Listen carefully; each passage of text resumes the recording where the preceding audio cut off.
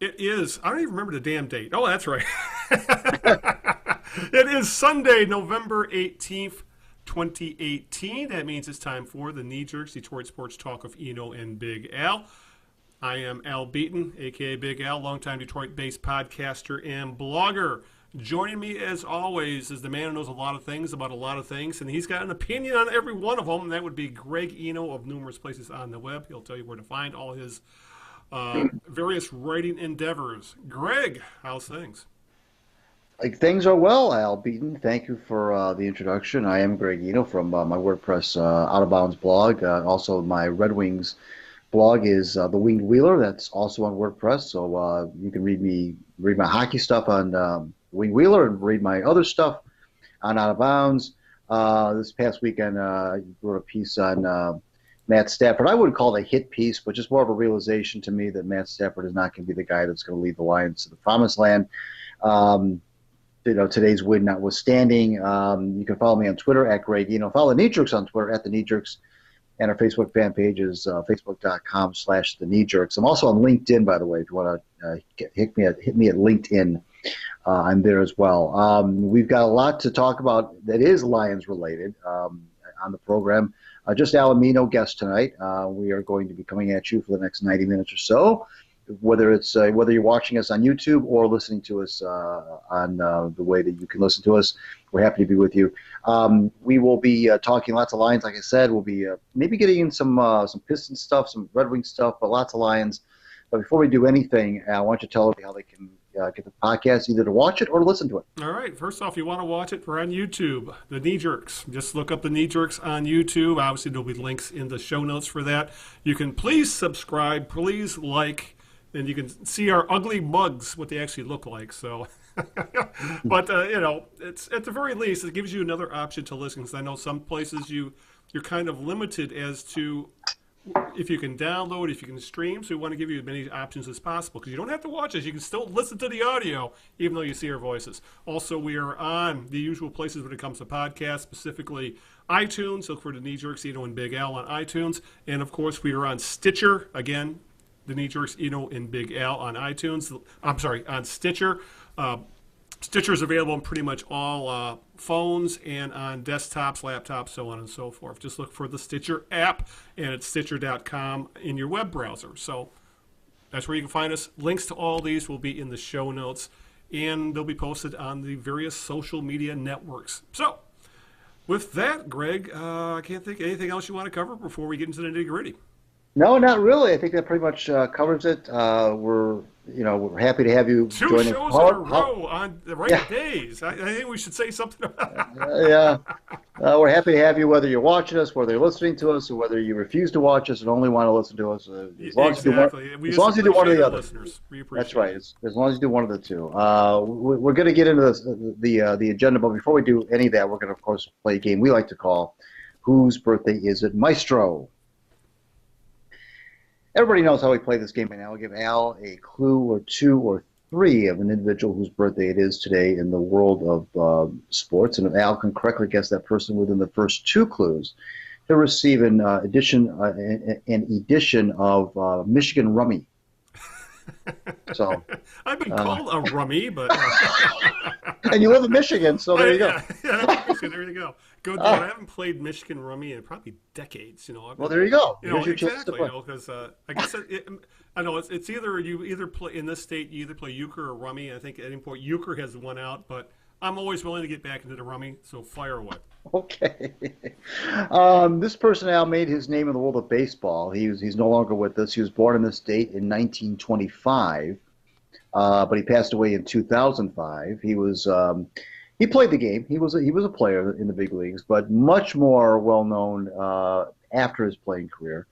I will tell you that he played. Now, this isn't really going to help you. He played for 7 teams. That's not really going to help you. But he was associated with 4 teams after that in his post-playing days, and I will tell you that he was kind of a hard luck guy. Okay, so what year did you say he was born in again? Was he in early 1900s? 1925. 1925, 1920s. So that means he would have played ball in the 40s and 50s, which would So if he managed, it would be the 60s, 70s, 80s, something like that. Oh, good Lord. And he said several teams, which kind of, that kind of throws things for a loop there. So,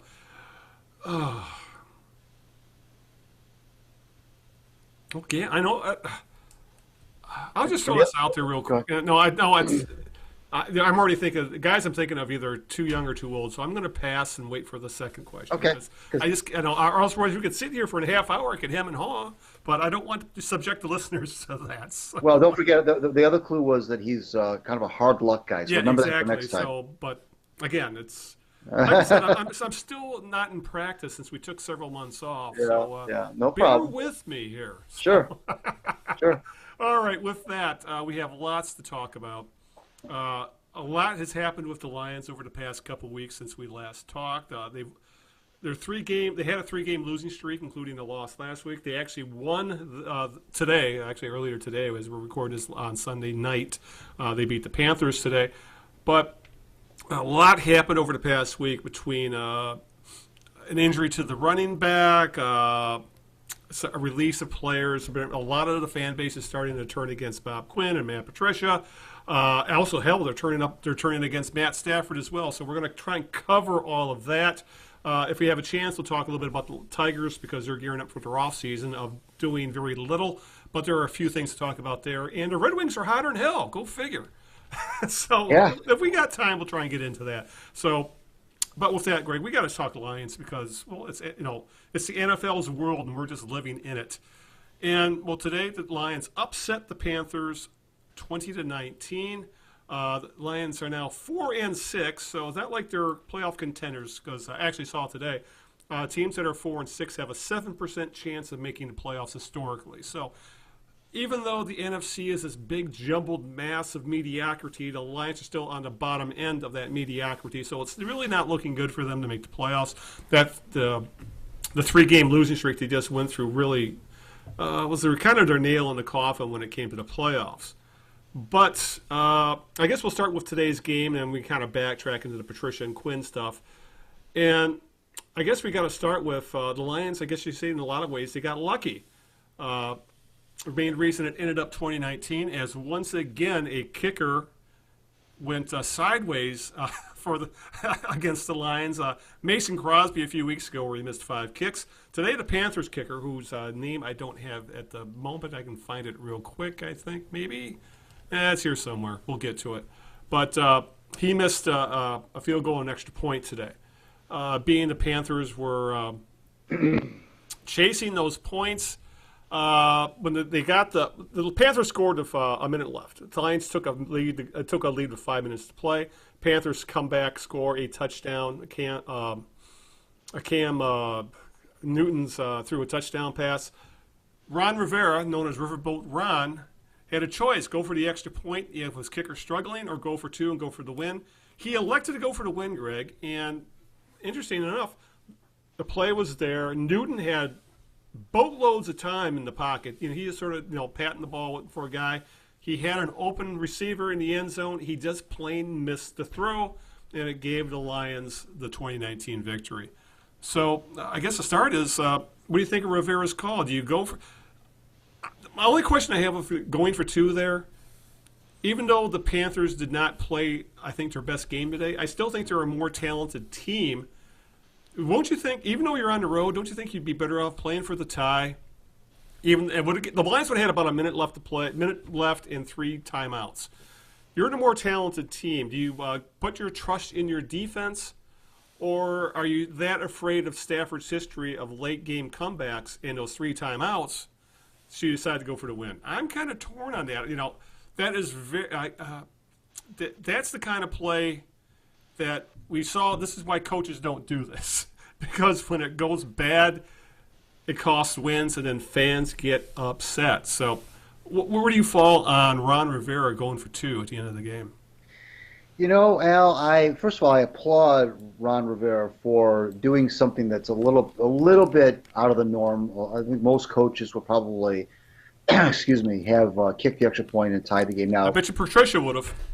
Well, you also have to take into consideration that Gano did miss. Yeah, Gano, that's his name. A field goal earlier and an extra point. Yeah, and They're the both field goal under wasn't 40 that yards. long. It was like 30-something yards. Right. They're both under 40 yards, and one was he hit the left upright, and the other one he just shanked to the left. Right. Now, I'm not sure if that had anything to do with the decision to go for two. The thing I don't like about the decision to go for two was the amount of time that was left on the clock. If it was maybe less than 30 seconds to go, I can make a better case. And the reason I say that is because whether you make the 2-point conversion, well, if you make the 2-point conversion, a field goal still beats you.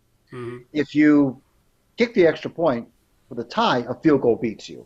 Yeah. So either way, a field goal is going to beat you. So if the time was less on the clock, where the Lions didn't have nearly as much time to drive down to get a potential game-winning field goal, even with the 3 timeouts, I can see going for 2 at that point. You're on the road, try to get a win.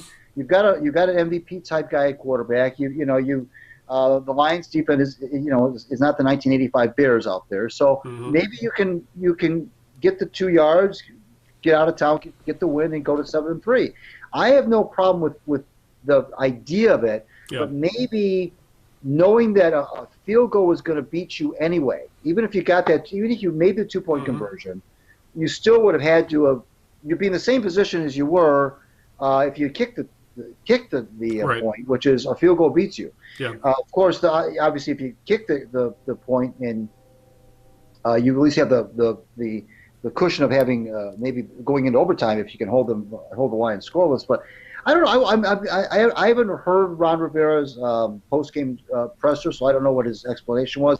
I don't know. Even if the kicker's earlier problems had anything to do with it, he may not have publicly said that. He may not have thrown his kicker under the bus and said, "Well, we missed a couple of kicks earlier." I don't think he would have said that anyway. But I'm wondering if the missed kicks played into his head. What do you think? Yeah, it may have. I think that he wanted to force the Lions into having to drive the entire field rather than for a win, I guess, in other words, because what they ended up losing, it would have been a I really don't know. Now, the more I think about it, when you look at the math, it really, in a lot of ways, it made more sense just go for one and bank on your defense to get a stop. Especially, as you said, a field goal beats you either way. Right. So, it's I can understand. I like the fact that it's becoming a little more commonplace that coaches are going for 2. Right. But when you put it that way, when you say, does it really make a difference? Because a field goal beats you either way, either if you're tied or up a couple points, then why go for 2? You're right. I wonder what the card. Supposedly all these coaches have a card that tells you when to go for 2. Mm-hmm. I wonder at the bottom it says, no, you'll get fired. If you start making decisions like that. But I really, to be honest with you, I was kind of thrilled that he decided to go for 2 because that way the game would end rather than be subjected to an overtime of actually not a very well played game, if you ask me, even though the Lions didn't ultimately win. Right. But I'll just put it this way: situations like this is why coaches don't do it, because when it fails, goofballs like us sit there and second guess the decision. And could you imagine if you were a Panthers fan right now? I mean, they go into that game, a road game, as like a 4-point favorite, which is pretty damn heavy. Right. And they end up walking out with a 1-point loss, where you leave at least 4 points on the. You left automatically have 4 points on the board, and then, what happened at the end of the game, which would be another point or even 2. So, especially the way the game started, Greg, I really would have thought the Panthers are going to walk away with this because they drove right down the field on their opening drive. You're right. But the only incompletion for Newton was a drop by Devin Funchess, and he had an awful game. I think he had 4 or 5 drops. Yes, be it maybe it was because he's from here, played in Michigan, but he was not very good today. No. But after that, it really kind of turned into, I won't say a defensive slugfest, but neither team could really sustain much for the majority of the game, which I found very surprising. Especially if the Lions, Greg, because they are very, very limited right now. They're looking that way, especially. They didn't have Marvin Jones today. He was injured. And obviously Golden Tate is in Philly, where Philly is struggling now. But So essentially, Stafford has one playmaker in the passing game at this point, Kenny Galladay. So this team all of a sudden is looking pretty limited offensively, so I could understand them only putting 20 points on the board. I was surprised that was enough to beat the Panthers. Yeah, I agree with you. That opening drive was ominous. 90 yards right down the field. There was then the Panthers. I thought the key, Al, of the game really was when the Panthers could not capitalize on that 82-yard catch and run. Yes. It took them all the way down to the 12-yard line. They got no points out of that. Yes, Mike Ford whiffed on the tackle, and the guy was able to break essentially a 10-yard pass into an 82-yard run. They had a 3rd down and 2 at the 2, 3rd down goal from the 2, and Cam, I thought, took a bad sack. He which put the ball back at the 16, and then the Gano hits the upright, and they got no points. And that when you give up a big play like that, which, by the way, it was a 3rd and 10 at their own 6. That 82-yard play changes. It's kind of like in baseball where you've got a rally brewing, and a guy hits into a double play and kind of kills the mood. When you have an 82-yard drive or 82-yard play, when you're 3rd and 10 on your own 6, it takes all the air out of the building.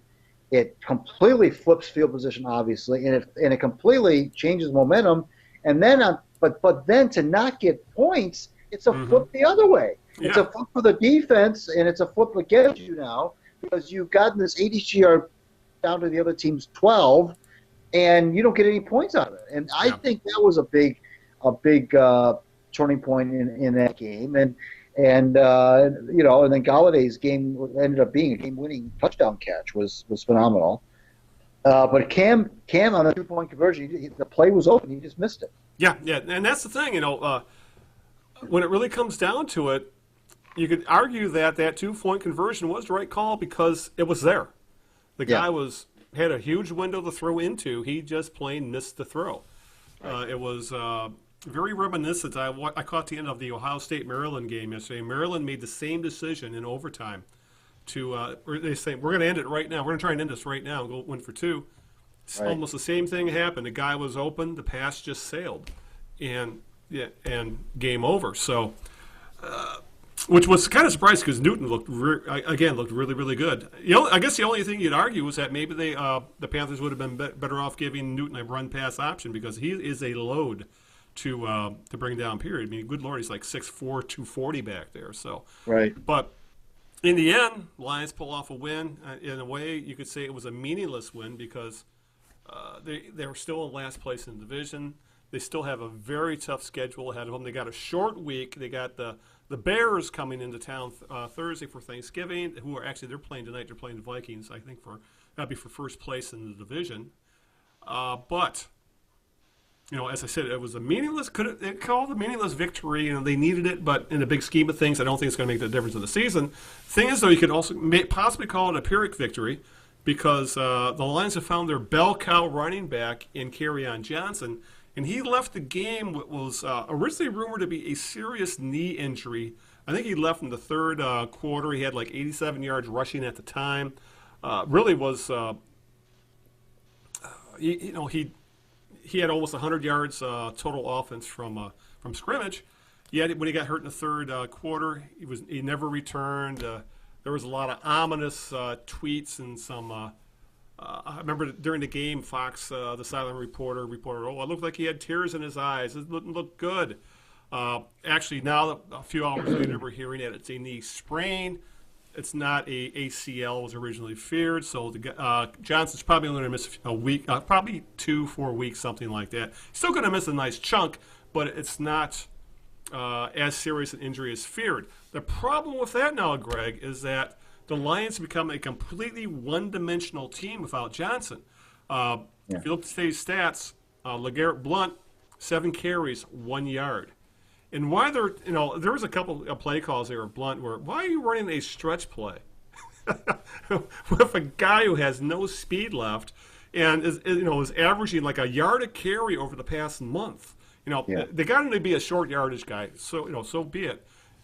Yet they got some strange play calls at Blount. You have to completely change the offense when they don't have Kerryon Johnson. And, of course, Theo Riddick is what he is. And if anything, he's become the replacement for Golden Tate at the slot. So all of a sudden, a team that really only has, like I said earlier, one playmaker now and now they've lost Kerryon Johnson, it looks like, for a few weeks. And Marvin Jones is gone. Still no word he's coming back because he has a knee injury as well. There's Kenny Galladay and then just a bunch of guys. So, Right. And obviously, knowing the Lions, they're not going to say a lot about the injury because Matt Patricia doesn't say a damn thing when it comes to this sort of thing. And that's kind of how the NFL has become now. Yeah. But I guess, Greg, all of a sudden the Lions offense, remember we were being told that before the season started, even as they were starting to hit their stride at times, that, this offense has weapons everywhere. All of a sudden you look, there's no one at tight end. Not a Johnson. Right. There's no depth at running back, at least as much as we were sold. And wide receiver is Kenny Galladay and a bunch of guys if Marvin Jones isn't around. And obviously, Right. which we'll get into, Matt Stafford has not played very well this year at all. So there's a lot of a lot of bile, a lot of an uprising in the what's going on with the offense. Is it Jim Bob Cooter's fault? Is it Matt Stafford's fault? Is it Bob Quinn's fault? Because we were expected the offense was going to carry the team, being that they were installing an all-new defensive scheme with Matt Patricia. Well, that hasn't happened, and the defense for their problems over the past few weeks, they did play pretty well today. So all of a sudden, Greg, this offense all of a sudden looks like it may need to be rejiggered somehow. Let's not even forget about the offensive line with. They've been battling injuries. I think Kenny Wiggins had to play the whole game today because of the loss of, good Lord, my mind today. We're talking about TJ Lang. TJ Lang, yes. TJ Lang was put on the IR this week. So it looks, and that might be, it's probably the end of his career for the Detroit Lions unless he takes a massive, massive pay cut. And all of a sudden, this offense, Greg, looks like it needs to. There's going to be, I guess to put it this way, it looks like there may be a lot of changes in this offseason when it comes to the offense. And if that gives you a segue into Stafford, let's go for it. Well, the piece on Stafford that I wrote was, again, not a hit piece. I mean, I didn't trash the guy. I've been, as you know, I've been a defender of his for a while now. I came to the realization after they traded Gold. Well, first of all, he obviously had a horrible game opening night against the Jets, but then he recovered a little bit. Then they traded, and he just seemed to look lost. Yeah, I think you and I talked about this a couple weeks ago. He just looked like he was unsure, almost like a rookie. He was, holding the ball a long time. He didn't seem sure of himself, and he's been turning the ball over at inopportune times. He's missed a lot of passes. He's missed a lot. I mean, he just guys that were open, and he just missed them, and he's not been.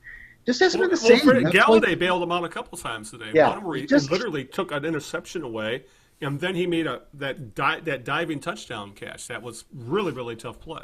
Yeah, I just was wondering of whether or not maybe he's just hit the ceiling, and maybe there was nothing more that he could do.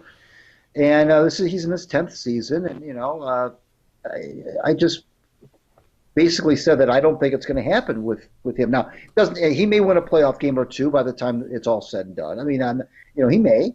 I just don't think he's going to be the guy that's going to take the Lions to the promised land. The problem with that, of course, is that the Lions are shackled to him for another, I don't know how many more years on that contract.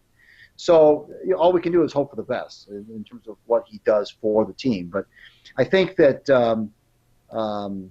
as far as getting back to what you were saying about the offense, I mean, Tate's gone, like we said. Jones, like you said, was not playing today.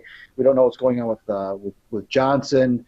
They're thin right now, and the mention of the offensive line with Lang, and so I mean, it's going to be a struggle. I mean, they're if they have any notion at all that they're going to get back in this playoff race, it's going to be awfully difficult for them to do. Offensively, they're going to have to rely on the defense. They're going to have to win a lot of these 20-19 games. Yeah, and hope that someone like Darius Slay can continue to play, because the difference in the defense with him on the field today compared to against the Bears game, It was like it was two different pass defenses because Right. he has the talent to shut down half the field or come close to it anyway. Because last week without Slay, that defense looked absolutely discombobulated. I mean, lots of pointing, lots of people yelling at each other, and guys running all over the field wide open. Right. But I guess to get back to Stafford and the offense, I'm not going to blame Stafford for the money. He was lucky enough to be drafted right at the end of. Well, I guess, but he was at the. He was one of the last guys to get huge rookie contracts before they started. They started a slotting system where this is how much you get and that's that. So back, when he was drafted and Sue was drafted, whatever you can negotiate, that's what you got. And Stafford has obviously been paid very well ever since. So the money, whatever, that's the going rate for an above, even just an above average starting quarterback is $20 million plus. That's just how it is in the league. Right. But yeah, that's the thing. We were buying into the fact that Stafford was going to take the next step. That okay, he's good. Maybe some at times he played great. When is it going to be consistently that way? And then the question, as you said, is this who he is? Is he being constrained by Jim Bob Cooter, or is this the quarterback he is? And that, well, that you can win with him, but you can't. He's not going to put the team on his shoulders. He's not an Aaron Rodgers or a Brady. Not that many guys are, but for that matter, he's not even. He doesn't even look like a Mahomes or a Goff or a Wentz, for that matter. And I think that's the other thing when you start looking at the offenses of the NFL, Greg. You see some of these because rules have. Once again, the NFL is constantly tweaking rules, and right now, offenses in the NFL are wide damn open. I mean, look what they're doing. What Patrick Mahomes is doing with Andy Reid in Kansas City. Look what Goff is doing with the Rams. For that matter, look at guys like Rodgers, Matt Ryan, Ben Roethlisberger, Drew Brees. All these guys I've just mentioned are all tracking for 5,000 yards passing. Right. Good Lord, Brees had another 450 today, something like that. So that's the other question is like, okay, we know what Stafford can do. He's thrown for 5,000 yards before. He's had a 40-touchdown season. Do we want that Matt Stafford but that Matt Stafford was also prone to make mistakes because he was trying to put balls into windows that very few people even could even attempt to do? Or do we want this Matt Stafford who essentially, 200 yards on 23 completions? That's just like dinking and dunking his way around. So Right. I guess that's the question with Stafford. Is it him? Is it Cooter? Is it some combination of them? Because I think we're both in agreement that Cooter's going to be going after this year. Patricia's going to put in his own offense. I guess the question is, what are they going to allow Matt Stafford to do? Because I got to say, after watching Stafford this year, I kind of missed that guy who threw the ball all over the damn place, making amazing throws and throwing for a lot of touchdowns. The Stafford I see now, he's not taking many. I can see why he's not taking many downfield shots because of the receiving crew he's had, today. But I would love to see this guy take more downfield shots just to possibly open things up. Because he's got the arm to do it. I think that's what's bothering me is that I'm still not totally in on this is who he is. I think he can be better. I think I'm leaning towards the offense has put him in this position where he looks more like a game manager than a gunslinger, and I think that's hurting him because that's not his natural nature. Well, you may see a return to that gunslinger out of necessity with Kerryon Johnson. With the running game, you're right. Good point. Kerryon Johnson out, and you mentioned Blunt is looking He's old. He's washed up. Let's put it bluntly. Yeah, and he's washed up. And they're thin there. They're very thin at running back to begin with, and so you may see Stafford being unleashed by Jim Bob. Scott Linehan version of Matt Stafford. Yeah, you may. I mean, you may see that. I mean, out of necessity, they may decide that maybe their best. We were just talking a few minutes ago about they're going to have to win some 2019 games. Well, maybe they'll do the other. Maybe they'll go the opposite way. Maybe they'll just start to turn into. You mentioned the Linehan thing. Maybe they'll just get a little more open. We'll see. I don't know. but they don't have the receiving core necessarily to do that either. Yeah, Although and that's the thing, But then again, that means Matt Stafford making guys better, and I'm leaning toward you believe he's not going to be able to do that. well, no, I don't think he's ever really done that. Yeah. I mean, I really, I don't know that he really ever has. I mean, I don't think he's ever really taken a guy, made a guy that was kind of a, under the radar guy. All of a sudden, Well, let's put it this way: did Golden Tate make Stafford, or did Stafford make Golden Tate? well, it's looking like Because Tate hasn't done anything in Philly. well, it's only been But even though it's early, it's only been a couple games. Well, look at Stafford without Tate. Yeah, it's the same thing there. Yeah, there's not much going on there. So I don't know. I think that Matthew has had some really talented people to throw to over the years, and I think that we're going to see now maybe a return. I mean, there's this kid who's this kid that had the big day today for the Lions. Not what's that kid's name? Oh, Bruce, find his Bruce stats here. Ellington. Bruce Ellington. I mean, who knows? I mean, maybe a couple of these guys can, there's still T.J. Jones out there who's been kind of an enigma. I don't know. I mean, we'll see, but there's not a lot of time to get ready for the Bears. So we'll see what they do. They obviously are not going to have Johnson. They're obviously, going to be hurt in the running game again.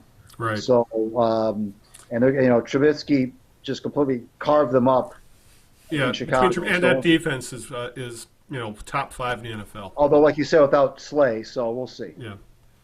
And for what it's worth, Golden Tate did leave Philadelphia in receiving today, but they also lost 48-7 to Breeze and the Saints. So, but for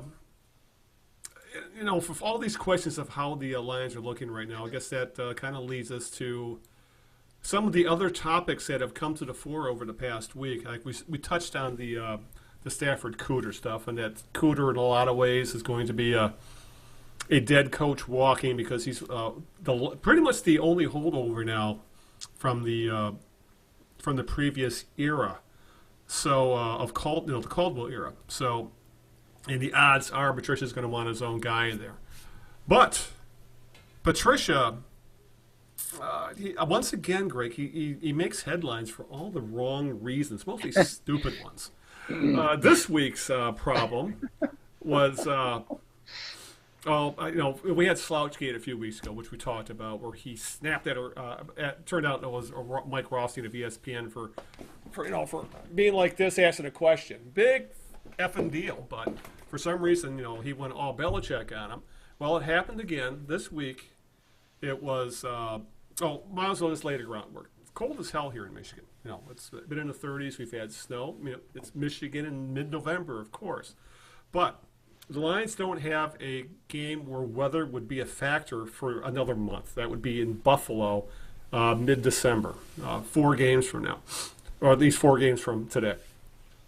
The Lions, regardless, Patricia had the team working out it was like 35 degrees. It was snowing, very inclement weather. Middle of the week, I think it was on Wednesday.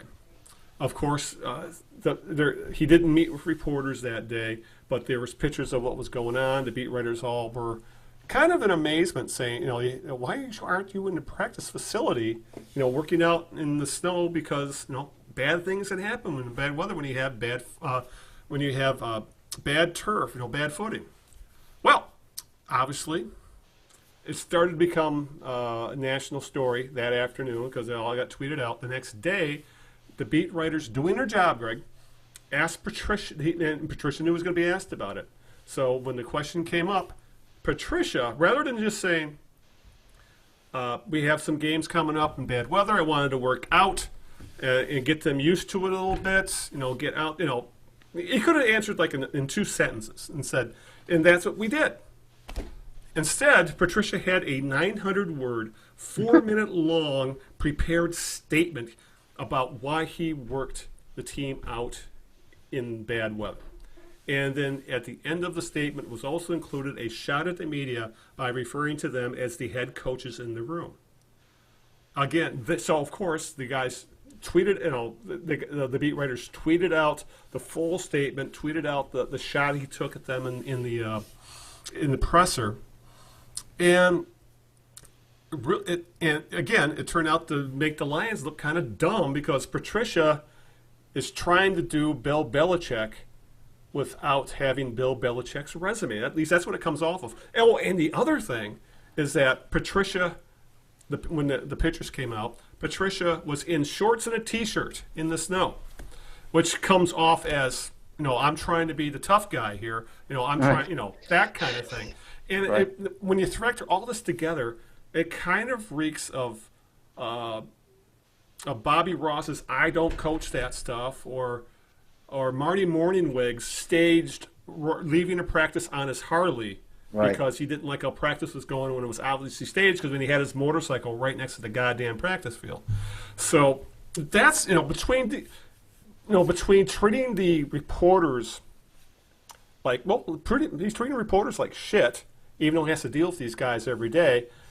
You would think that Jim Caldwell called it the Dungeon of Doom, which I found laughable because look at L.A. or Philadelphia or Boston or New York or Chicago, where it's not a Dungeon of Doom. That the press corps is a viper pit. Detroit has good guys in the covering the team, and they do it fairly. And I don't think of them as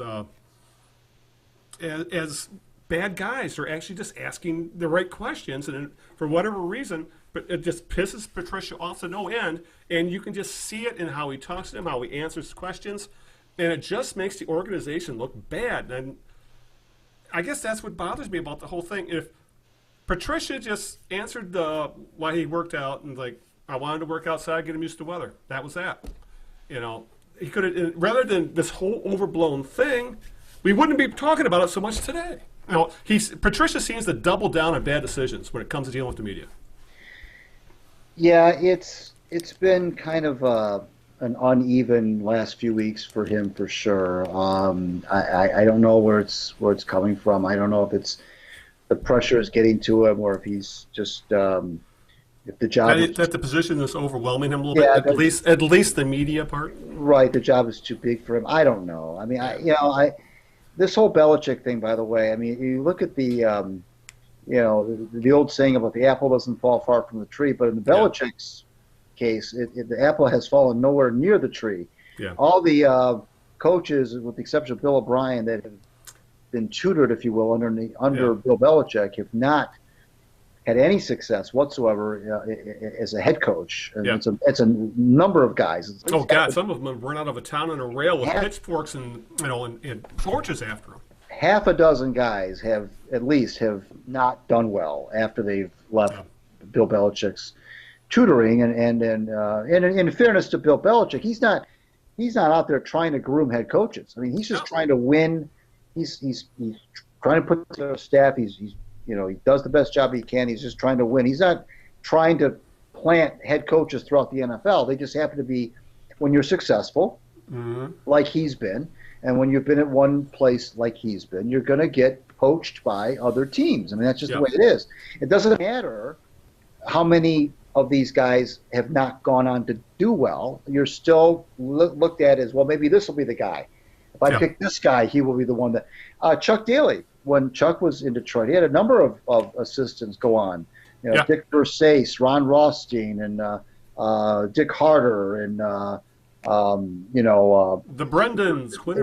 I mean, they had a lot of guys go on to become head coaches elsewhere, and with varying degrees of success. I mean, that's just the way it is. You get successful, and teams want to try to tap into that. If they can't hire you, well, then they'll hire your assistant. I mean, that's how Monty Clark got the Lions job. He was recommended by Don Shula, and that's how Don Shula got the Colts job, because he was recommended by George Wilson. I mean, that's just the way things are in the NFL. It's been going on for years, and sometimes you hit on a guy who is able to be successful on his own, and sometimes you don't. And but back to Patricia specifically about this behavior, this 900 word, which by the way is interesting, because I thought it was a little bit of gamesmanship being played, and I know that Patricia had his little gamesmanship by even having the 900 word response, but then the papers, I noticed, both the Free Press and the News, published every single word of that 900 word, which I thought was kind of a. Normally they would condense it, or they would paraphrase or take some portions of it, but they printed, both of them did, the Free Press and the News, both printed every. I'm not sure they did in the print edition, but online they printed, they published, if you will, every single word of that diatribe, which I thought was kind of a little. Okay, you're going to give us this 900-word thing, thinking you're going to. This is your little gamesmanship. Well, we're going to print. Guess what? We're going to publish the entire thing, and I thought that was kind of a not done by accident. I think they did that on purpose, and of course the comment section was overwhelmingly not so much pro the press, but anti Patricia in that scenario. And a lot of them said what you said, that he doesn't have the success yet. The success, he doesn't have the risk, he doesn't have the gravitas right now. Right. And that's what, that's what gets me, is that also stuff like this is making the fan base start to choose sides when they really shouldn't. Yeah. Or if anything, they should be. What has this franchise done for anybody over the past 60 years when it comes down to it? Right. But you'll also see fans buying into, well, the media is making them look bad, and they should be making them feel good, and not being critical of them because it makes them feel bad, and that's why they play bad, which is absolutely asinine. That is not the media's job. That is not what a journalist does. He reports the facts, and when they're asked to give an opinion, which the newspapers they give an opinion. But those articles are almost always labeled, this is beat writer stuff, this is column opinion stuff, Because I'll see stuff online that says, well, they've been out to get Patricia ever since they made him into a rapist. Well, he was indicted. There was a lot more there than just saying he was a rapist. There was enough for a grand jury to say, we can send this to trial because there was a possibility that he really did do this. And obviously it fell apart because the person the woman involved decided not to go further with it, and that's a whole can of worms in there. I'm not going to get into it. But the fact is, that would have been, if they didn't report on that, that would have been, they wouldn't have been doing their job. You find something like that out, and it wasn't like they had to search, but this stuff was all public records. They found it, and ever since then, it's begun to feel like us versus them between Patricia and the papers, and a lot of the fans seem to be taking sides. And since fans tend to be pretty darn irrational about their team, they're making the press into the enemy, which is absolutely asinine. Even though both of us don't agree with the stuff they're saying, specifically Carlos Monarez, who's now on the tank train. But regardless of that, it just makes Patricia look petty and small when he's making snarky comments about their posture and their calling, a comment about the older head coaches, what they know, they think they know as much as I do. It comes off as petty and small, and a man who thinks he's the smartest guy in the room, trying to get that across, and it just comes across as very, very unlikable. I mean, I don't care if I like the head coach if he's winning games.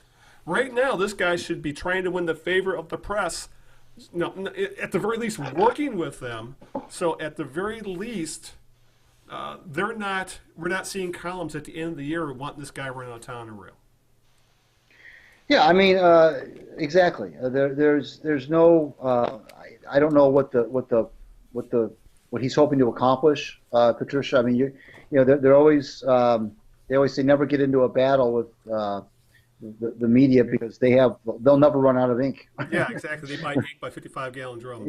So it's an unwinnable battle. It's kind of fun and kind of engaging to watch if it's Bobby Knight going against the media, or if it's Mayor Coleman Young going against the media. But when it's Matt Patricia going against the media, especially in a town like this one, where there's been no success whatsoever in football for 6 decades, and the fans are jaded, the fans are already annoyed, and the fans are already headed up to here, and then so you're going to come in now as this new guy, this smartest guy in the room guy, and then you're going to call the media the head coaches in the room, and I just don't know what Patricia hopes, what's motivating that, what made him put together, think about that, Al. Yeah. You put together a 900-word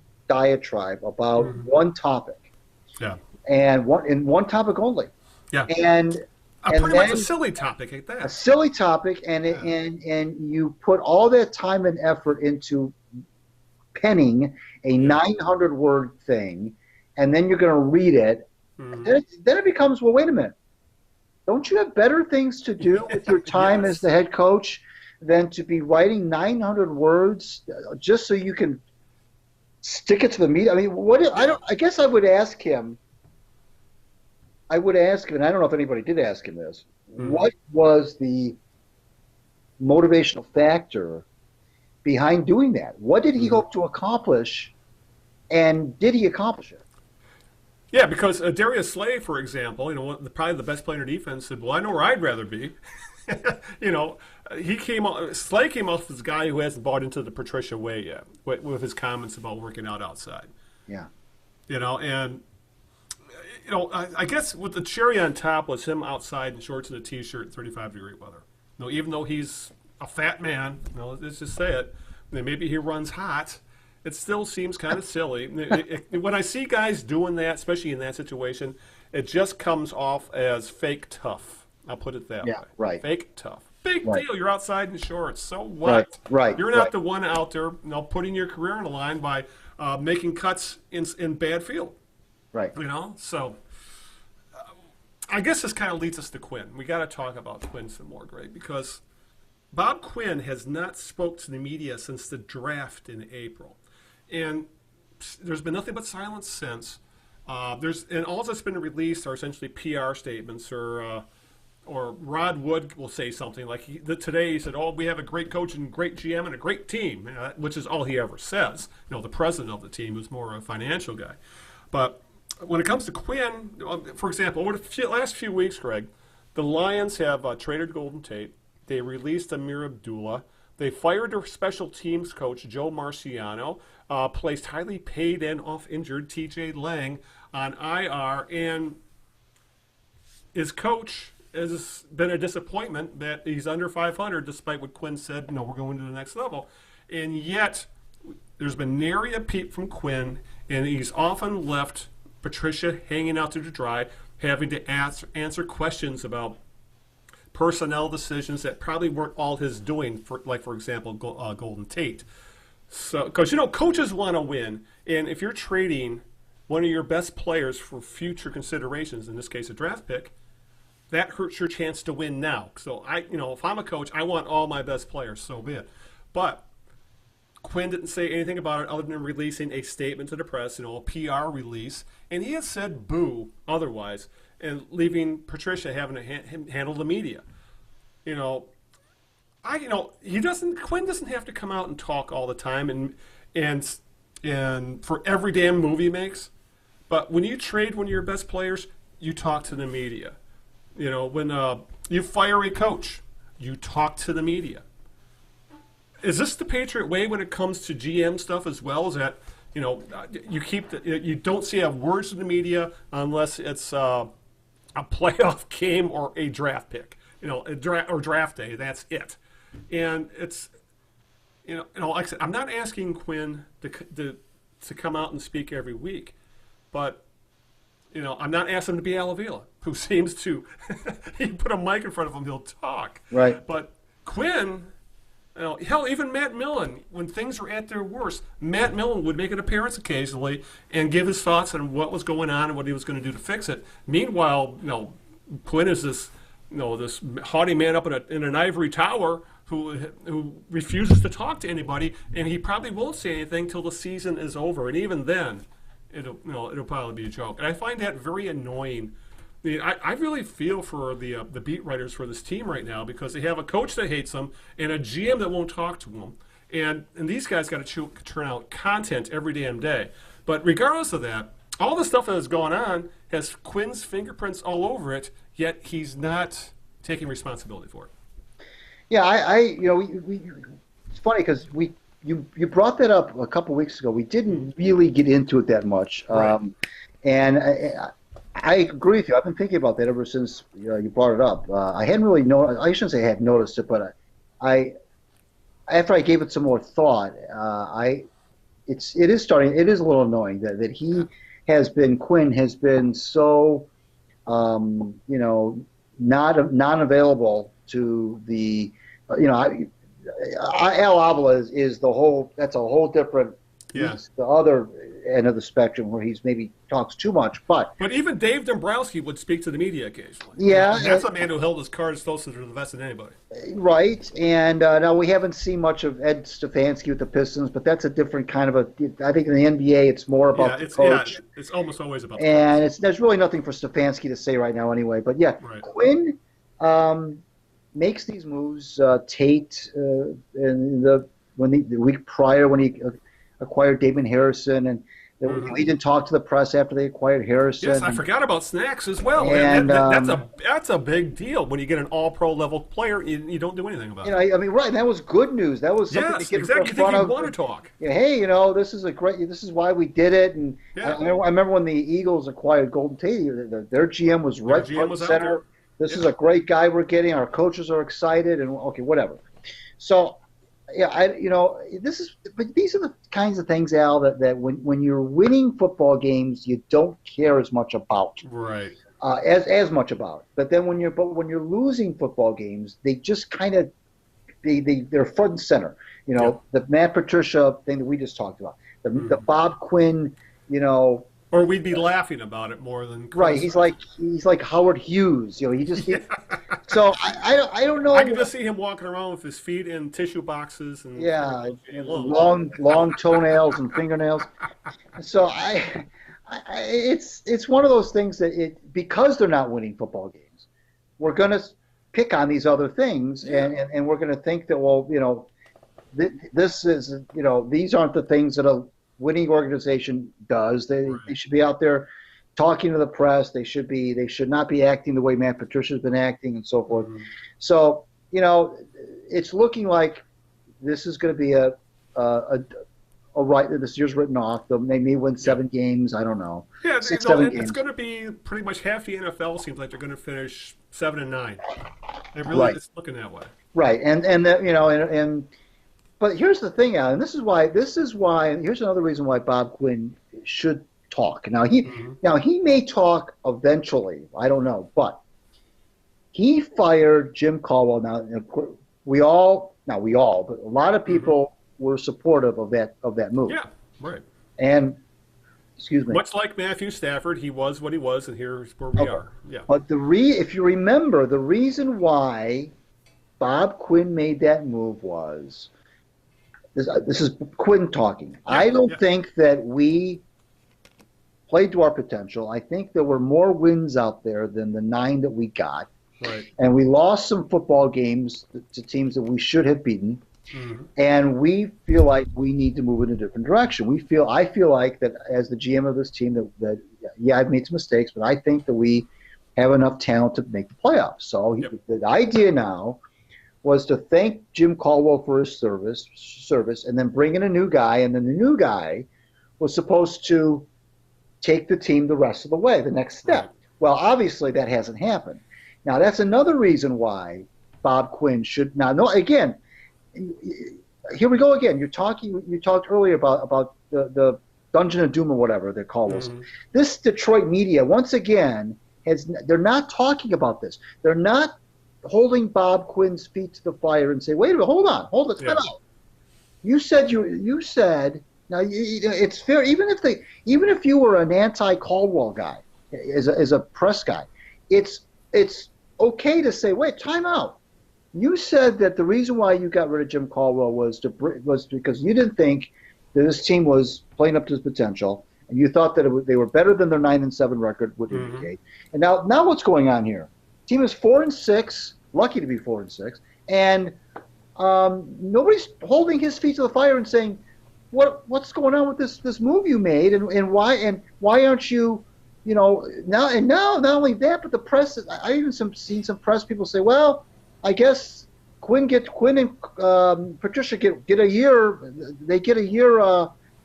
This year's a write-off, so now they get that next year they're on the clock. Well, hold on a minute now. That's not what I heard back in January. I thought that this was supposed to be, we get rid of Caldwell, we bring in the new guy, and we're gonna improve on 9-7. Yeah. And all of a sudden it's, well, no, they get a year, Quinn and Patricia. They get this year almost like a mulligan, and we'll start fresh in 2019. There's something disingenuous about that, and nobody's holding Bob Quinn's feet to the fire and saying, look, come talk to us about this. You fired a guy because they went 9-7 because you didn't think that this team was a 9-7 team, and now you're probably going to finish 7-9. Yeah. What at best? And look bad doing it. Right. So finish 7-9 and have all this other baggage, which is silly. Right. So what's up with that? And I think that nobody yet in the media is holding Bob Quinn's feet to the fire about all this and saying, hold on, what? This wasn't what this was. This was not what this is supposed to be about. Yep. Now it's looking more and more like I just wanted to bring in my guy, and and I'm not, believe me, I'm not going to sit here and try to defend the Jim Caldwell era. I'm not going to try to tell you that I wasn't also on board with getting rid of Caldwell, because I thought that the Lions needed to finally show the world that 9-7 was no longer acceptable. Right. So I applauded the move. I said, that's good. We both did. We both had no problem with it. But with that should come some accountability for Bob Quinn to talk to the press, which is really the same as talking to the fans, by the way. It's not just talking to it's not like he talks to the press in a vacuum. When he talks to the press, he talks to the fans at the same time. And this is where he needs to come out of his white tower somewhere, wherever he is, his undisclosed location, and talk to the fans, because it's kind of getting like a Russ Thomas kind of thing, where you never saw Russ talk to the press. You never saw Russ Thomas talk to the fans. He was always like this guy behind the curtain pulling the strings, and holding. And it turned out to be the goofy little guy who just from the Wizard of Oz. Yeah. That's all he was. As he came out, this big scary guy really was anything but. So other than he was the hatchet man for William Clay Ford. Yeah. But that's a whole nother. We could do a whole. Good Lord, we're going to do a whole series of podcasts on the Lions through history and how they've screwed up. But, and that's the other thing about Quinn. He supposedly has this plan. Well, if he really had this plan he wanted to implement, then he would have gotten his guy in from day one rather than rolling off Caldwell for 2 years. Now, all of a sudden, having to switch things up, specifically roster-wise, when you bring in a different coach. Specifically Patricia, who runs a completely different defensive system. Because think of this. Quinn, under Caldwell, Terrell Austin, ran a 4-3 defense, and they were drafting for that type of defense, like Jared Davis, who is a 4-3 linebacker. He's a 4-3 middle linebacker.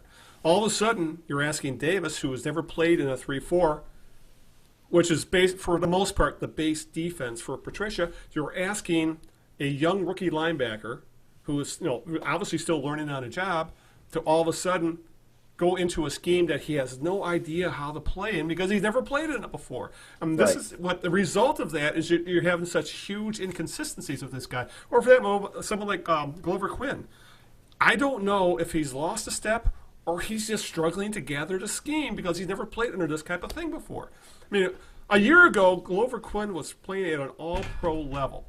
Or damn near, he's at the very least a Pro Bowler. Glover Quinn's been that good with the Lions. All of a sudden this year, even though he's only a year older, he's still in his early 30s, he looks like he's washed up at times.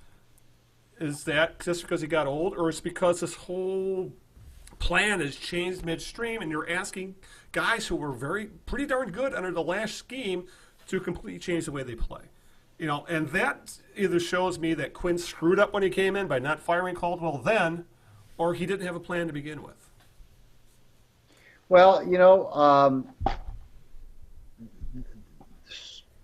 pretty quickly, the honeymoon between Quinn and the Lions fans is dwindling. It's really dwindling. And fans are starting to get, a little bit annoyed with him. And because let's face it, the Matt Patricia hiring is totally reflective of Bob Quinn. I mean, this was his first chance to hire an NFL head coach, and he hires his buddy from the same organization. And even though he was the top guy, supposedly the top guy available. There is an inherent risk when you do that. When you better be sure, and I know it's hard to be sure. Yeah. When you do that, I get it. I mean, this is not that we're not. There's no guarantees in pro sports, but when you do that, it's fine and dandy to want to have with you people that you're familiar with and that you believe in and all that stuff. I get it. It is that's important. But this is a guy that was not ever a head coach before.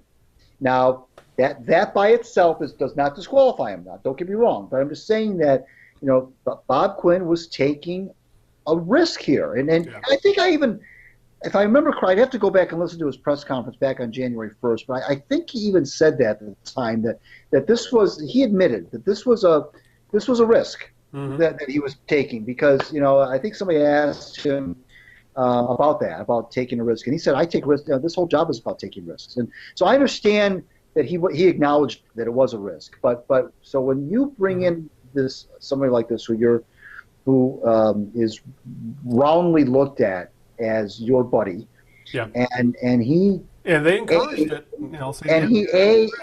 and he doesn't win, and B, he acts the way he has so far. That's on Bob Quinn. Yep. That's on Bob Quinn. Bob Quinn could have hired a lot of other guys, and he did not. I'm sure he gave cursory interviews to other people, and because this was the guy he wanted, and frankly, I'm not going to sit here and try to tell you that. I thought that it was a good hire at the time because all the pundits said this was the number one hire out there. Then again, they said the same thing about Jim Schwartz. And in fairness, it's been 10 games. I know the Lions fans don't want to hear that because they've been hearing that forever. But the fact of the matter is, Matt Patricia is just 10 games into this. Right. Bob Quinn is a little bit further along, obviously. But it's becoming to the point where Quinn has got to start. The coach is picked. The coach is a done deal. He's not going to be fired. Now it's all about the drafting. The coach is out of the way now. Now it's about the draft. Continue to be now it's back to what Quinn supposedly is more comfortable with, which is the draft. And he's had some hits and he's had some misses, just like every general manager, frankly, has had. So now it's all about drafting again. And frankly, you can't. A lot of these things out, signing Rick Wagner and signing T.J. Lang and bringing in Kennard, which, by the way, that's looking like a good move, by the way. Yeah. Bringing in Devon Kennard. He's had some, bringing in Harrison, he's done some things, Quinn, I think, that have been okay, that have worked out okay. And I have no problem. Overall, though, when you factor in the misses and some of the other things, it kind of all evens out and he gets a C grade for the most part, Right, which that's the problem, Al, is that this franchise has been spinning its wheels for so long that maybe in some cities you could say, well, the guy's hit on some and he's missed on some and it's kind of been a wash, and let's see what he does next.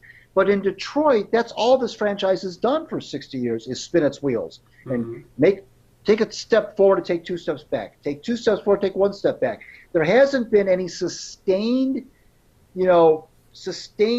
A, stability, really, in the front office, and B, any sustained success, certainly on the football field. That's for damn sure. Yeah. So it's a tough spot for him. It's a tough because he's got to. He can't just say, well, you can't just say about him, well, he's hit on some, he's missed on some. He's in a situation where he's got to hit consistently because this fan base is again feeling. Is getting disturbed, and they're starting to get the feeling like they were sold a bill of goods, not only about the coach, but now about Quinn himself. Yep.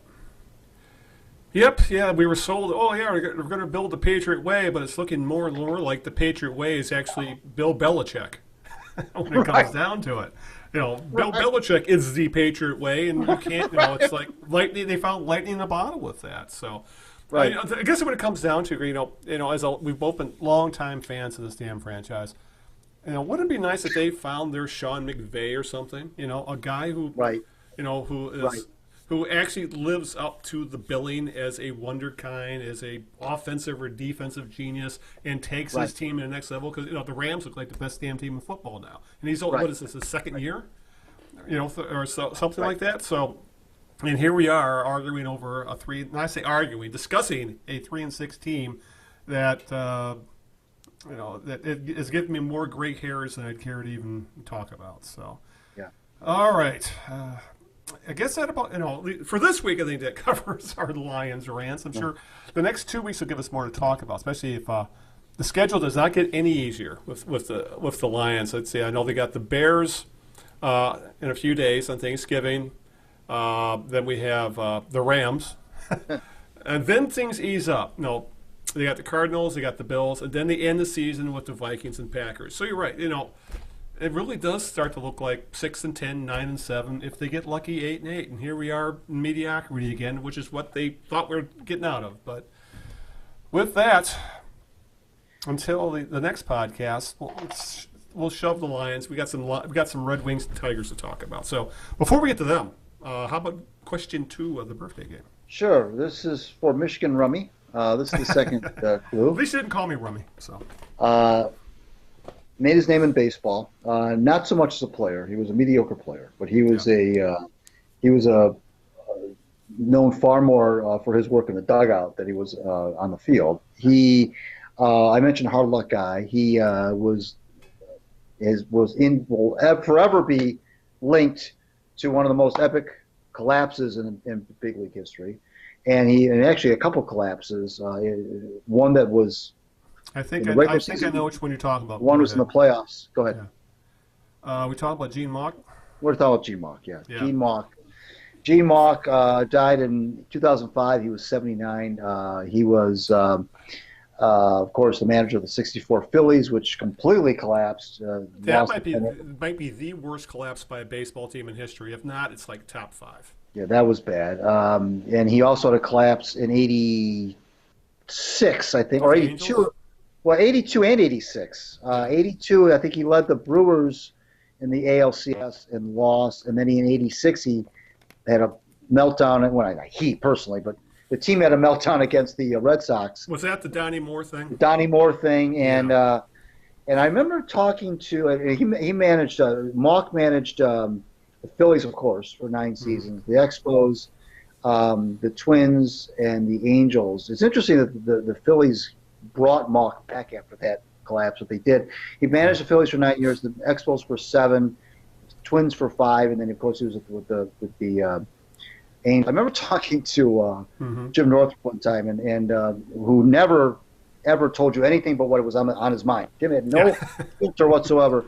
And I remember talking to him about Gene Mauch, and because he played briefly for Mauch in Montreal, and Northrup had.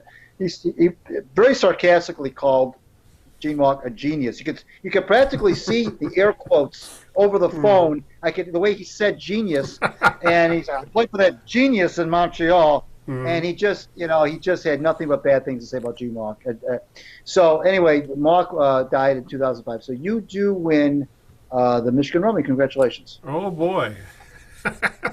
I don't have a snarky comment for Rummy, so let's just move on to let's talk a little Tigers because we talked about the very glib Al Avila. When we're referring to the unglib Bob Quinn, and Avila has been talking a little bit. They had the GM meetings this past couple of weeks, and obviously we're getting ready for free agency, and winter meetings will be here before you know it after Thanksgiving.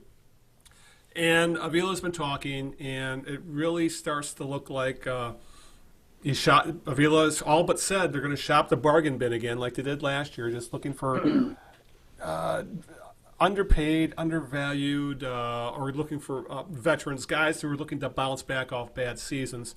And specifically, Phil, maybe look for a starting pitcher again, looking for the next Mike Fiers. Obviously, they're going to need a shortstop. They've already cut ties of Jose Iglesias. Iglesias even sent out an Instagram post saying goodbye and thank you to the Tigers fans. Very classy of him. Obviously, I guess they don't want to pay Iglesias, the going rate for a, league average starting shortstop, which would be probably $8 to $10 million a year. And actually, Iglesias would be I would have been fine if Iglesias for another year or two as a shortstop, until the next wave comes up. But Tigers are moving on. And also, all signs are pointing, Greg, towards a team non-tendering James McCann, who he's always looked like this guy who could be a long-term starting catcher, and has regressed badly, especially over this past year, where he couldn't hit lefties or righties, and he's also considered one of the worst pitch framers in baseball. Which, as if you're a pitcher, you want your catcher to be skilled at that, and that's something that McCann has not mastered. So, starting to look like the Tigers are looking for a starting pitcher, looking for a starting shortstop, looking for a starting catcher, or at the very least a platoon catcher. That's more likely what it would be, because they may roll with Grayson Grenier, but they're not looking for top tier guys. So, who's out there at shortstop? Manny Machado. Well, I'm just saying, no. Think of it this way. No, the Tigers saying, well, we're not going to invest in players till we're ready to win. Well, remember in 2004 who the Tigers signed to a big money contract, even though they were really, really bad? Yeah, Pudge Rodriguez. The next year, Maglio Ordonez. Gave them guys huge contracts that ultimately paid off on this team, making it to becoming relevant again. They played a huge part in the Tigers becoming. They weren't part of the team that ultimately won 4 consecutive division championships, but they were a big part of the team that got them to the damn World Series after a long ass drought. And when they signed Rodriguez, said, "Why are you signing a guy for this kind of money when you suck?" Well, you know how you don't suck? You sign good players. Yeah. And I'm not saying, that Machado would come to Detroit, but at the very least, think about it this way.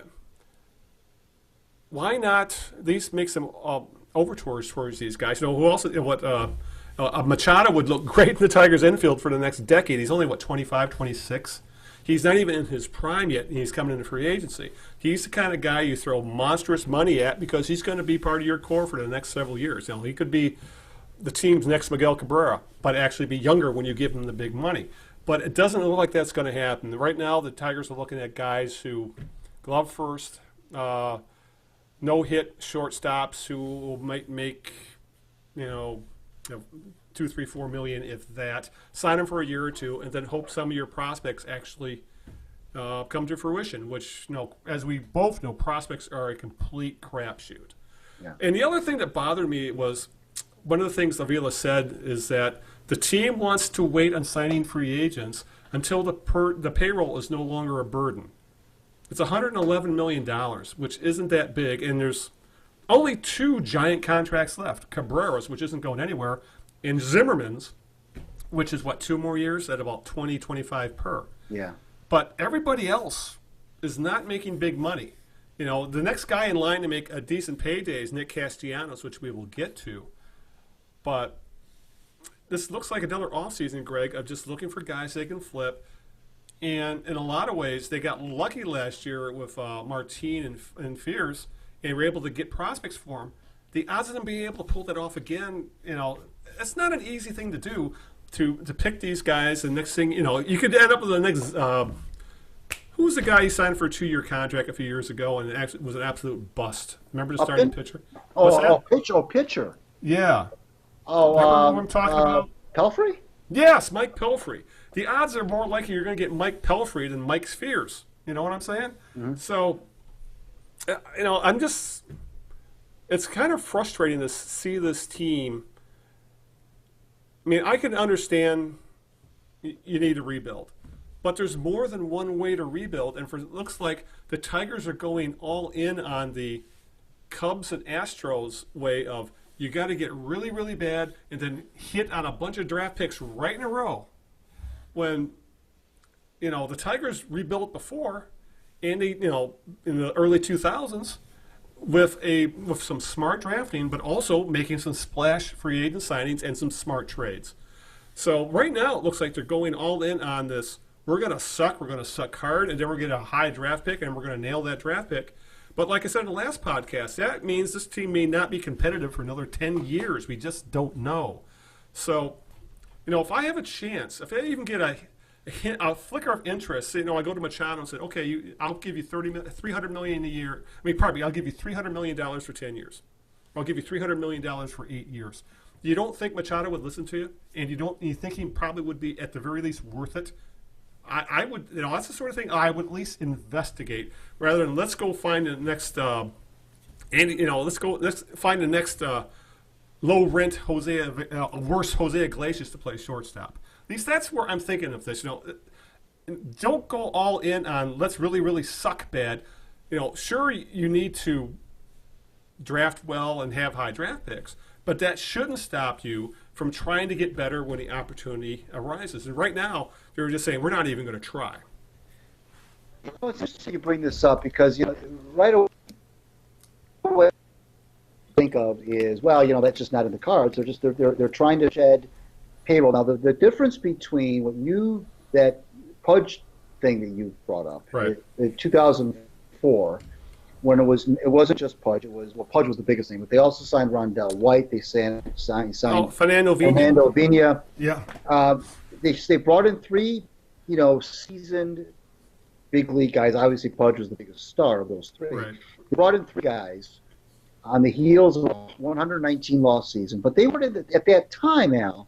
Mm-hmm. They had been bad for so long, and they had not spent really a lot of money, so they had a lot of money to spend. Right. Now they're trying to clear off money off the books. They haven't even done all that. Well, the thing is, they pretty much have, except for Zimmerman. Think about it. Yeah, because they just cleared off Victor Martinez's $18 million a year. That's true. Although $18 million anymore doesn't look as bad as it used to. But Cabrera's still on there, obviously. You mentioned, but they're just. So my first reaction would be to tell you, ain't going to happen because that's not what they're all about right now. They're trying to get rid of that. But then I'm thinking, as you're talking, I'm thinking, well, at what point do you know that it's time to start adding some pieces? You could put all your eggs in the basket of all these kids all you want. At what point do you say, as an organization, okay, now we need help from outside the organization. Now we do have to go out and make a play for a Bryce Harper or Manny Machado or whoever happens to be the big gun at that time. Right. Right now, for example, the Cubs are seriously considering trading Chris Bryant to get a lot of pieces back for him because he's going to be a free agent in a couple of years, and they're not sure they can sign him. Yeah, there's talk the Indians are going to start doing that as well. Right. They're not sure they can sign him and Rizzo and so forth, so they're thinking about trading Chris Bryant. Right. But at what point do you say, okay, we need to start doing – we can't do this all internally. You can't do it. The Astros didn't do it. No. The Cubs didn't do it. Nobody rebuilds and completely rebuilds their organization internally. You can't do it.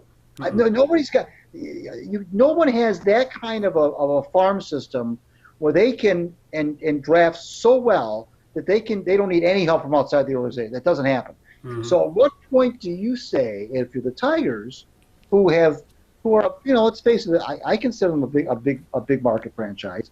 When are you in a very winnable, by the way, very winnable division? Well, when I say winnable, in the sense there are a bunch of teams that are right along with them, as far as I'm concerned. Right. The Twins didn't impress me last year, and the White Sox supposedly are ready to spend some money. The Royals are bad, and there's the Tigers. So and you mentioned the Indians.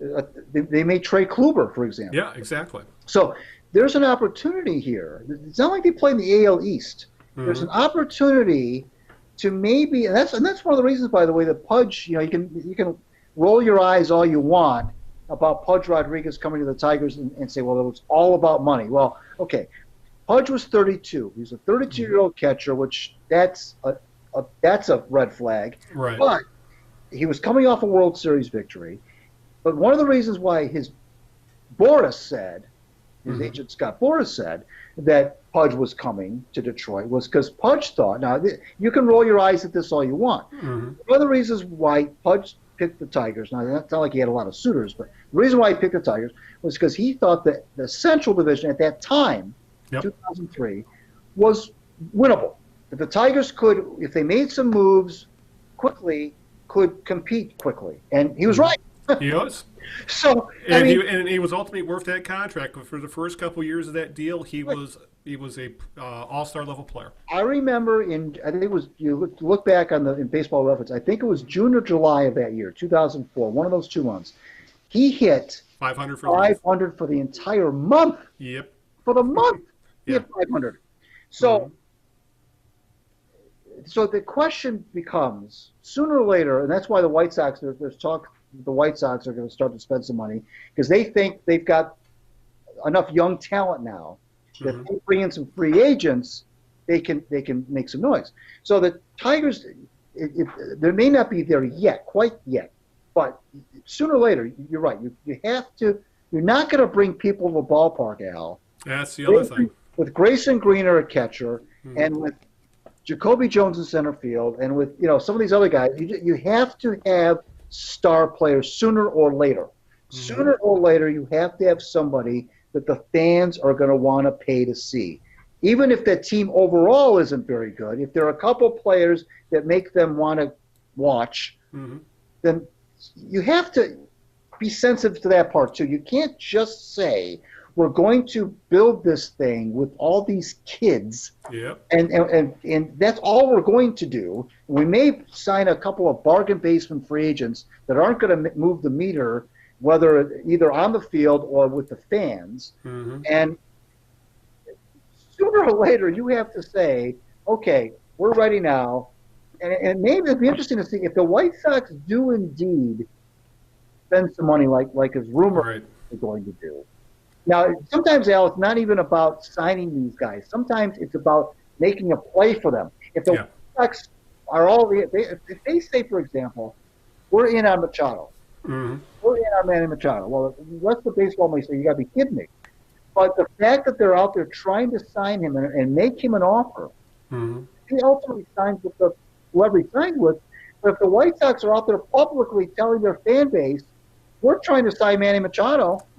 You don't think that's going to get the fans in Chicago a little excited? Hell yeah, well. They've got to do something there because the Cubs have owned that town for too many years now.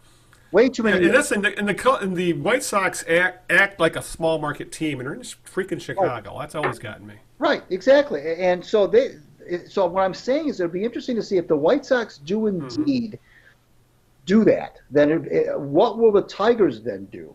Because, I look at those two markets as being very similar. So what do the Tigers do?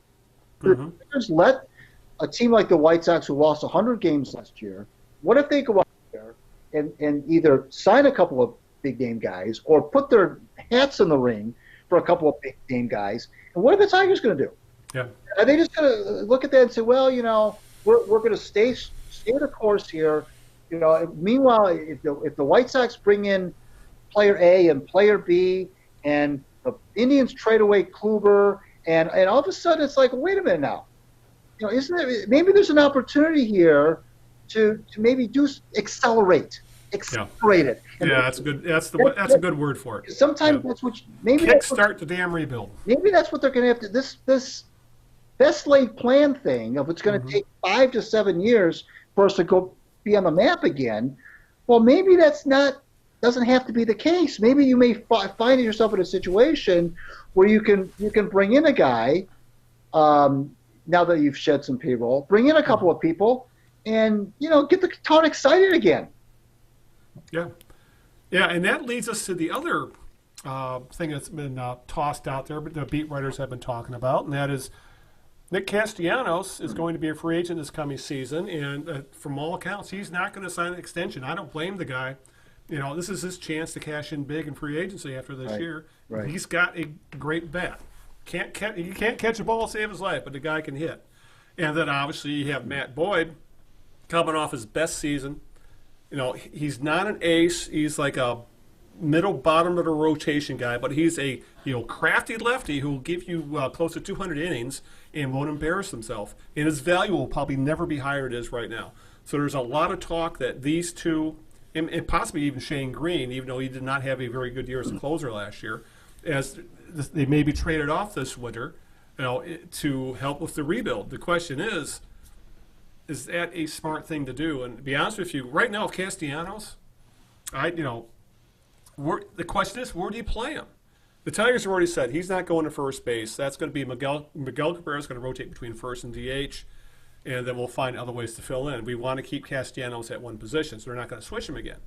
The other issue of leave him in right field. The problem with Castellanos, he's a 5-WAR bat, but he's a -2 or 3 WAR fielder, which leaves you with a 2 or 3 WAR player because his defense is so bad, which means he has got to be a DH. And again, the Tigers got Miguel Cabrera.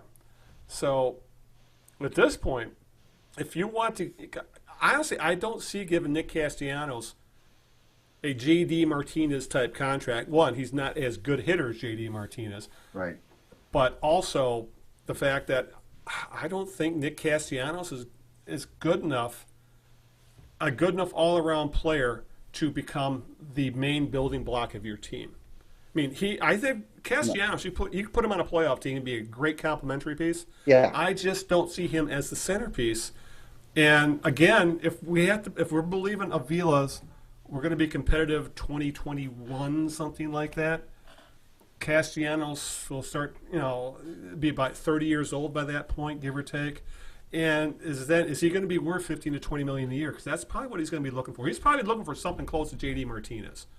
So I would, the fan base is going to hate it because he's kind of become the de facto leader of the team at this point. But I could see trading Castellanos and Boyd just because I don't think their value will get much higher, and I honestly not sure if they'll even get any better. And it's the old buy low, sell high kind of thing. Right. I'd sell high on these two. I mean, if you're going to rebuild, and let's goddamn rebuild, and get some of these guys that have value out of here, and then we'll move on from there. I know it goes a little bit against what I said about getting free agents, but you also got to factor in the point: do you want to lose Castellanos for nothing, which is a very viable option right now? Right. It could happen. And for that matter, is Matthew Boyd essentially a mirage? Is what he was this year? No. How much, what is Matthew Boyd really worth? He had a 4+ ERA and he's 180 innings, and on most teams he's a fifth starter swing guy. So value side, you might as well sell on these guys. Well, that's fine. If you want to, if that's fine. If you want to go that route. And the other thing, if Kristen Stewart's your left fielder and Castellanos is your right fielder, you need like 3 center fielders. And between them, they're that bad defensively. Yeah,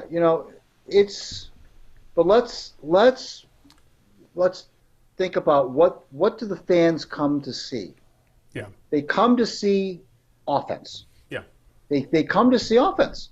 They don't come to the ballpark to see Nick Castellanos play right field. They don't come to the ballpark to see, as good as Iglesias is at shortstop, they didn't come pay to see him play either. Yeah. Even though he makes some great, eye-popping plays at shortstop. They pay to see, it's about offense. Yeah. Now, you could say all you want about your defensive war, all the analytics, and that's fine. But right. what I'm saying is the fans aren't going to pay the money to go to the ballpark and pay for parking and pay $10 for a beer, $6 for a hot dog to watch defense. That's not going to happen. They want to see the ball leave the ballpark. They want to see the balls go up in the gaps. They want to see the guys running around the bases. That's what they want to see. So are you saying they need to keep Castellanos? Well, what I'm saying is you can do whatever you want with him, but sooner or later, you're going to have to say, we're done trading away guys for prospects. We need help. Mm-hmm. We need help. And I agree with you about Castellanos. He's a nice complementary piece. Right. I agree with you. He's not. You don't build your team around him. I completely. I'm 100% in agreement with you there.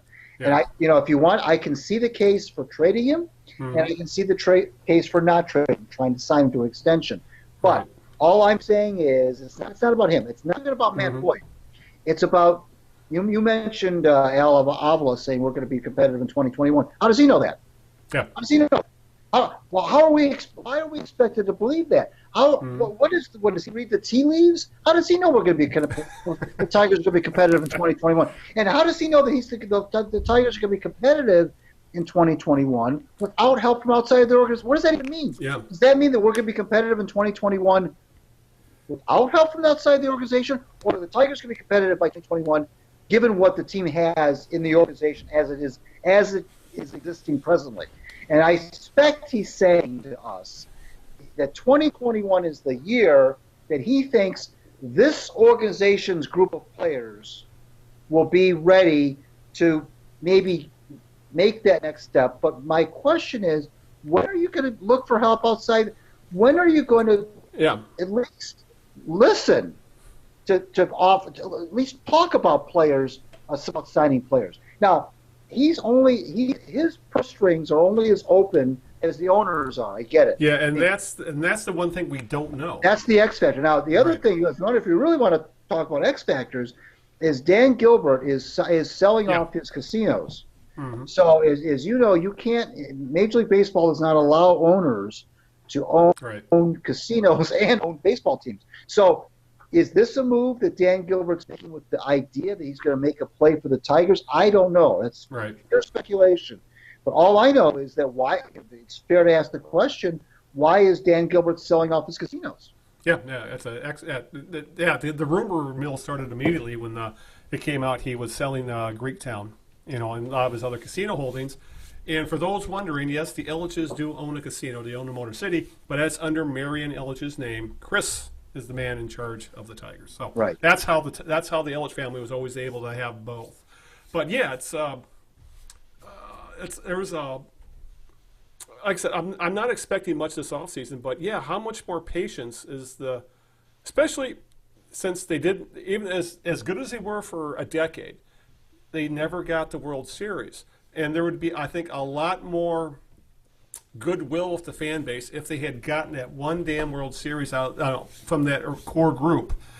Didn't happen. They didn't win. And now, we're rebuilding, and we still haven't won a World Series since 1984. I mean, that's a long-ass drought when it comes down to it. Right. So, that remains to be seen. But I don't think either one of us, as much as we would like them to start, like I said, accelerate the rebuild by making some smart signings, I don't see that happening because, $111 million is too big of a payroll burden apparently for a billionaire. But so be it. Okay, before we call it a night, we got to touch on the Red Wings just because they've been so goddamn hot. They start obviously on the last podcast. We said how bad what they had been playing, but they were showing signs of life.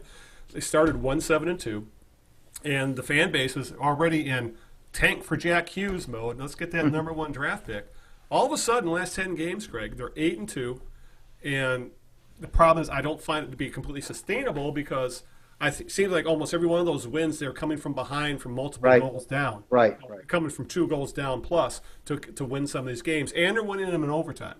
So, which again is essentially a coin flip in NHL. Right. But still, 8-2 is 8-2. It's a good record, and it has been a tough schedule, but it's been at least fun to watch some unexpectedly decent hockey and to see guys like Dylan Larkin blossom.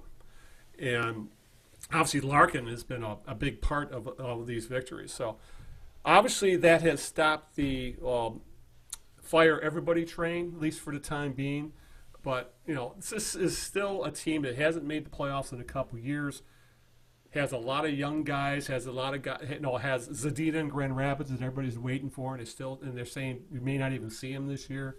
So, as much fun as the last 10 games have been, I'm not buying into this. And there's, as Helene St. James actually had a good piece in the Free Press the other day saying, don't worry about the Jack Hughes thing. This is not that good of a team. As they say, you're never as good as you look when you're winning. You're never as bad as you look when you're losing. And this team is maybe not as bad as 1-7-2, but they're definitely not as good as 8-2 either. And they're likely going to miss the playoffs. And as long as you miss the playoffs, you got a shot in the lottery. But at the very least, I'm starting to see some hope for the future with guys like Larkin, Rasmussen, and that we're starting to see the fruits of some of their drafts. At the very least, I'm enjoying that part of what's going on for Wings right now. Well, you're right about the sustainability of the way they're winning hockey games. Falling behind, rallying, winning in overtime and shootouts and so forth. You're right. That's true. But one of the reasons why they have been winning these games has been the contribution of those young guys. I mean, I forgot to mention Cholowski. Looking like a top pairing defenseman. Oh, well, absolutely. I mean, it's been the kids who have really, Rasmussen's perked up, even Mantha a little bit. Obviously the game winner the other night. Yeah, exactly. Cholowski he's the best defenseman on the ice a lot. I mean, he and Mike Green. Yeah. And so, they're trending upward. I mean, I agree with you that they may not make the playoffs, probably won't. I agree with you that this is what's going on right now is not sustainable. Right. But I'll tell you this: what's been under the radar mainly because they started the season so poorly. Right. Jimmy Howard is quietly having a very good year. Yeah. He's quietly, and even Bernier. Yeah, the goaltending has been solid. Have quietly kept this team in games that even the games that they've lost, they've kept the team in, and they've actually, I think, been a key contributor to games that they've won, making tons of saves, many of them in the third period. A lot of times, you mentioned the Red Wings falling behind. A lot of times they've been making these saves to keep the Red Wings within a goal, for example. Right. Keep the game close so that the team can come back and do their thing. So it's funny because, Jimmy Howard's 34 years old. He's going to be 35 in January. He's having one of his better years. Yeah. Bernier's turning out to be a pretty good signing as the backup. Yeah. And together, they're playing pretty well. And the other thing, too, Al, that's going well, for the most part, has been the power play. Yeah. The power play has been pretty good. They brought in Dan Bilesma to work on that. The power play has been way better this year. And it's funny about because they actually have a defenseman who has a little bit of offense running the power play in Cholowski. Right. Yeah. And so, the pro sports that you and I used to follow are so much different. And now it's all about, in hockey, it's about the special teams now. It's about how well you do on the power play, how well you do on the penalty kill. And in those regards, the Red Wings are in the upper echelon on the power play and in the upper echelon of the league in the penalty kill. Yeah, and the last couple of years they've been brutal. Right. So that's been an improvement. Mm-hmm. So there's definitely some things to be encouraged by, but they still lack. I mean, they still lack that one. We talked about this a couple weeks ago. They still lack that one big guy, the old generational player. Yeah, and but they don't have him, so they're just going to have to make do with what they have.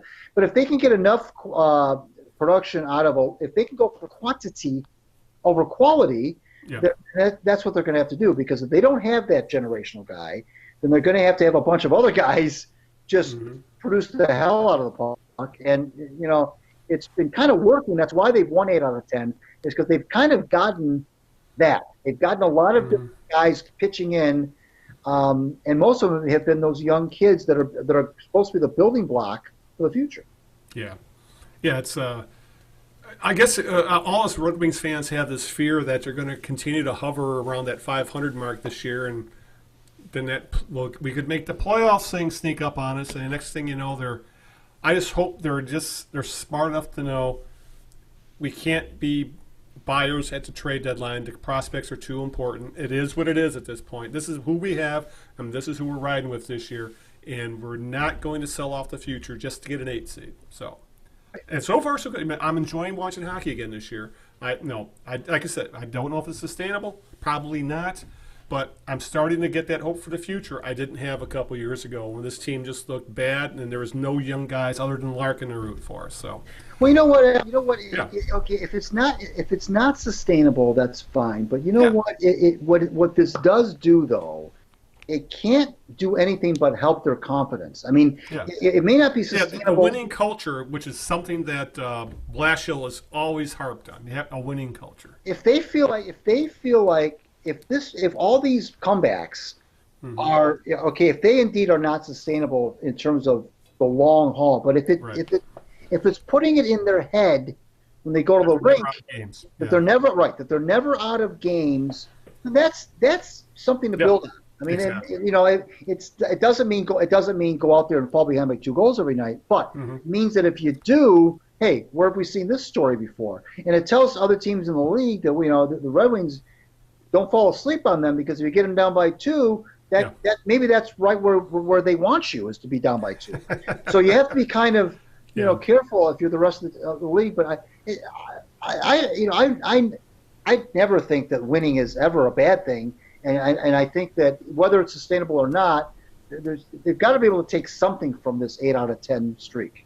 Yeah, exactly. And they're on a well-deserved break. I don't think they play again for at least 2 or 3 more days. It's been a kind of a quiet period for both the Pistons and Red Wings over the weekend. So obviously, I've been doing nothing but watching football anyway. So, but with that, I think we've about run the gamut. We've run the gauntlet, so to speak, of our topics. So, with that, who's your jerk of the week?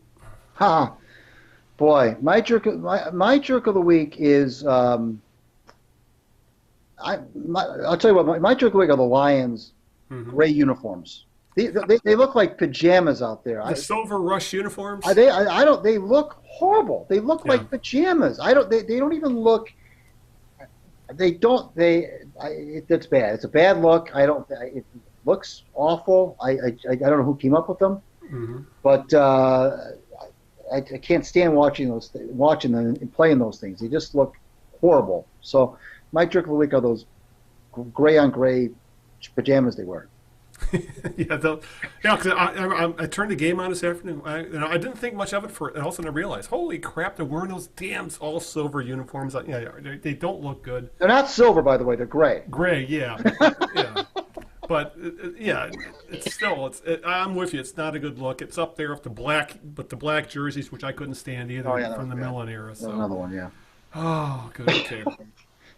My jerk of the week. God, who could I go with? There's always so much to pick from. There's always a lot of crap going on in the sports world. I'm going with Mike Gundy, head coach of Oklahoma State, who this past week, he's the I'm a man, I'm 40 guy from a few years ago. Yep. Well, this past week or so, the topic of transfers came up, and there's a lot of controversy surrounding that because right now in the NCAA, a school, if a kid is leaving, schools can set all kinds of limitations as to where they can go and who they can play for. Like a lot of times the stipulations of a transfer is you can't transfer within our conference or against or teams we're playing in the future. It's ridiculous. And the topic, so on this topic, so Gundy started going into it, and he called the kids snowflakes for leaving. Things like, making a lot of social justice warrior type comments about it. Whatever side of the political spectrum you are, for a coach to make comments like that is pretty damn crappy. And two, it always comes off as hugely hypocritical about coaches complaining about kids leaving or wanting transfers. When coaches break their contracts all the goddamn time to go to a different school, or they threaten to leave so they can get bigger contracts and extensions on their contracts. Right. So for coaches to rail on 18 to 21-year-old kids who, when they're 17, are asked to make a life-changing decision about where they're going to school, and maybe their feelings have changed, or maybe the coaching staff has changed. Oftentimes, these kids get recruited by a specific coach, and that coach leaves or gets fired, and they've signed a letter of intent, and they still they're stuck. Right. So, to rail on these kids for doing something everybody else, you don't like where you're at, you can leave. Obviously, sometimes there's conditions, but still, to call them out on that is college coaches are so damn hypocritical. Period. it's laughable. And Gundy is just the latest one, I should say, to put his foot in his mouth as to not, saying, this is the way it is with all, it seems like for a lot of college coaches.